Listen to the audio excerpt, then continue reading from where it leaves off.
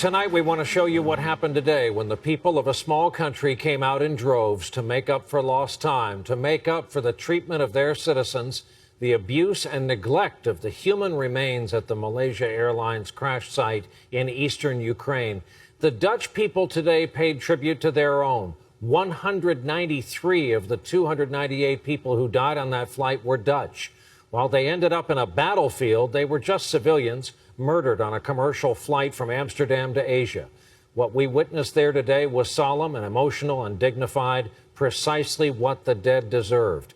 We begin tonight with NBC's Katie Tur in Amsterdam. A lone bugle signaled a moment of silence at Eindhoven Airport. 40 bodies, 40 coffins, the first of hundreds of remains that will be brought here. Victims from more than a dozen countries. At the airport to greet them, the Dutch king and queen, foreign dignitaries, and shielded from view, family members. A simple ceremony, and after the horror of the crash site, a little bit of dignity. The coffins each gently placed into its own hearse.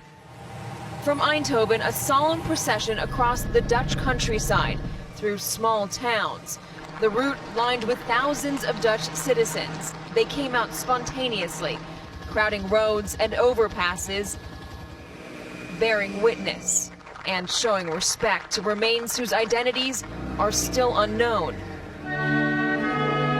At a somber church ceremony, mourners gathered to remember and honor the lives lost. Each one an individual tragedy and unbearable loss. I can't say goodbye. They're in my heart forever. The Maslin children, Evie, Mo, and Otis, were among the youngest victims.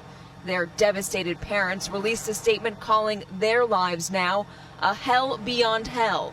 Our babies are not here with us. We need to live with this act of horror every day and every moment for the rest of our lives.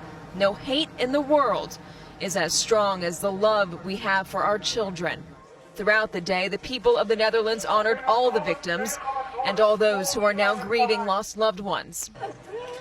And this evening, thousands walked together through the streets of Amsterdam, a silent tribute in a sea of white.